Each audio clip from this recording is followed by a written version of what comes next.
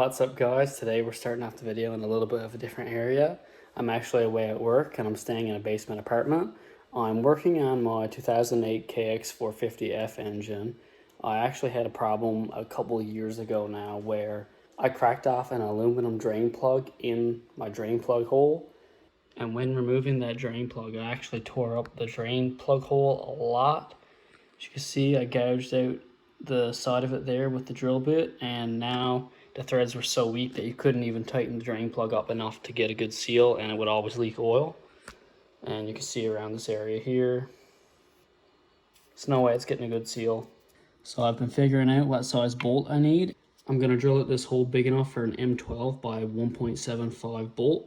I have the correct size drill bit there and a tap, M12 by 1.75. And I'll be using a bolt similar to this. I'm not sure if this is going to work with that ribbing on it, but it'll be a crush washer there, so we'll see how that goes. So I'm just going to drill at this hole, try to be as accurate as I can, my fucking DeWalt, and we'll see how that goes. Back working on my bike in the shed, I filmed some clips of me fixing the drain plug hole. I stripped the drain plug hole at the end of the year last year and had to re-tap it to a bigger size, get a new drain plug. So I had to strip the engine apart. Now I'm getting ready to put it back together. I got the crankshaft in place on one side of the engine. The transmission is here. That's the input and output shaft and the gear selecting system. Just using some red RTV high temp gasket maker to seal the engines up because I couldn't get any cowl band in time. But I'm gonna lay some silicone on it now and get the transmission put in place and try to seal it up.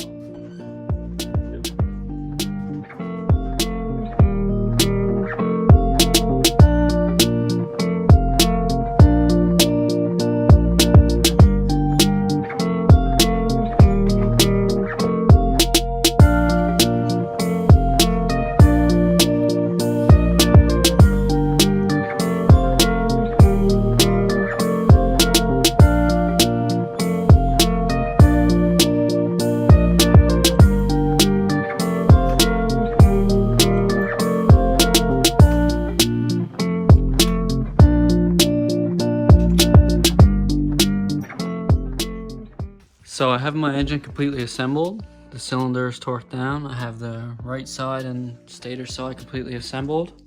Getting ready to mount the engine in the bike. So from the last video, I installed the front sprocket chain and rear sprocket. I have the front and rear axle nut torqued. I also had to do a little repair on my clutch cover for now. Temporarily had to put some JB weld on it because I had the clutch cover cracked. New gaskets on everything and all the bolts are tightened up. I just filled it with oil, had a new oil filter put in it. Getting ready to do a little start. First I'm gonna hold the stop button and just kick it over a few times to get the oil pump some oil through it and make sure the filter's filled up. And then I'm gonna go for a start, see if I have it timed right, make sure everything is connected well, and just see if it runs. So you hold the stop button in, kicking it over, get some oil up into the engine, hopefully up into the head, into the lifters and that. Everything was also assembled with assembly lube, so shouldn't really matter. So we just took the plug out of the bike. The bike is showing spark, but when we was kicking her over, he couldn't find top dead center, like she had no compression. So we think the exhaust valve is like opening early or something. And what do you think it is? The exhaust valve's opening on the piston's compression stroke. On the piston's compression stroke. And we got the exhaust time drawing. So we're just gonna take the valve cover off now and just double check timing before we try kicking the bike again. So we just checked the valve clearances and we noticed one of the valve clearances is very tight. And when we put the valve stem buckets on, one of the spacers didn't seat into place correctly, and it's holding the exhaust valve open, causing the bike to not have compression. So looking at the valve buckets here, you can see that the one on the left is a good bit higher than the one on the right. It's still possible that's not the case, but it seems like that could be the issue. So I was having an issue with my kickstart, so I took my right side case off and reassembled the kickstart shaft. And I also had to put in an O-ring for one of the oil pump pass-throughs. The bike is back together now. I'm gonna go for a start and just see if it idles.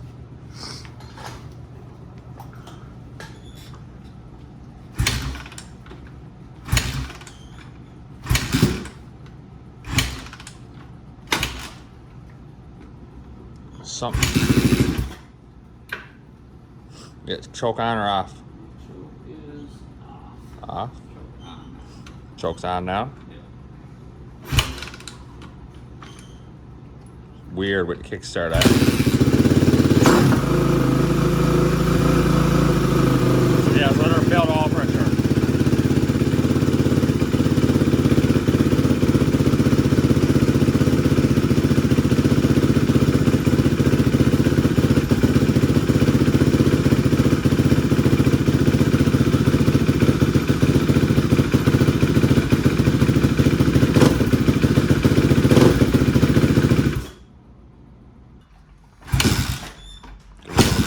Give her a little bit. I got her. Oh, I know. I don't.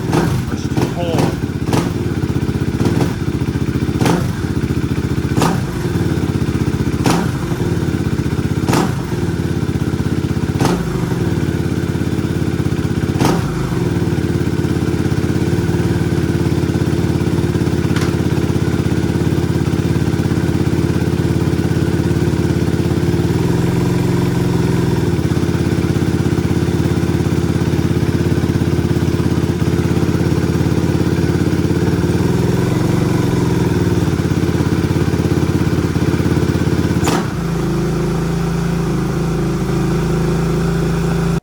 So I have my bike completely assembled now. I went with a 6mm Allen button head screw. It had a flatter surface area for sealing with a crush washer. It seems to be sealed very well. I'm not getting any leaks of oil. You'll also notice in these videos I have a new clutch cover, cleaned up the right side of the bike a good bit. Had it out for a few rides, but I didn't get any content on it, and now I have a flat tire, so I'm waiting for either a tube kit or some sealant tape that I'm using to make my rear wheel tubeless. The drain plug repair went pretty well though. The threads are now a lot stronger from having a bigger diameter bolt in there. I can now tighten it up really well and get the crush washer to crush, so I shouldn't have any further issues with it as long as I'm not over torquing it. Just wanted to let you guys in on another little project I'm working on for my bike. Currently I'm running a 3S LiPo battery in my bike. This one's broken, this isn't the one I'm running. But this is a 12 volt RC battery, has 1300 milliamp hours. It can run my headlights for a couple hours, I'm not really sure what it is. But these batteries are pretty dangerous. If you puncture them, they'll catch on fire pretty easy. So I'm trying to make my own battery pack out of Li-ion cells. I have these 2170 5000 milliamp hour cells. So these will have about 3 to 4 times the capacity of the LiPo cells I'm using right now. So to make this pack, I'll be soldering these batteries together with these solder tabs. I don't really have the correct soldering iron to use it with. Mine's a little underpowered, so I'm tinning the solder tabs, and then I'm going to put a bit of solder on each cell and then stick them together after the fact. Then I'll need to connect a balance lead to each cell. I only have a 6S balance lead here right now, but I'm just going to use 3 of the leads and cut the rest off. That should work with my charger. You need the balance lead because when you're charging the cells, each cell has to be individually balanced to make sure they're at the correct voltage. After I have all the cells connected, I 3D printed these casings, which will hold the cells together nice and tight, and it should protect them in the bike. And I'll be heat shrinking them with some clear heat shrink and maybe buying some neoprene or some kind of spongy material to go over top just for a little extra protection. This battery pack will be a nice upgrade for the bike. I won't have to worry about recharging my battery as much since the bike does not actually charge the battery itself. Don't use this video for a how-to because this is really not the proper way to be doing this. You should really be using a spot welder. Using a soldering iron, you have the chance of really heating up the cells and damaging them and possibly catching your house on fire.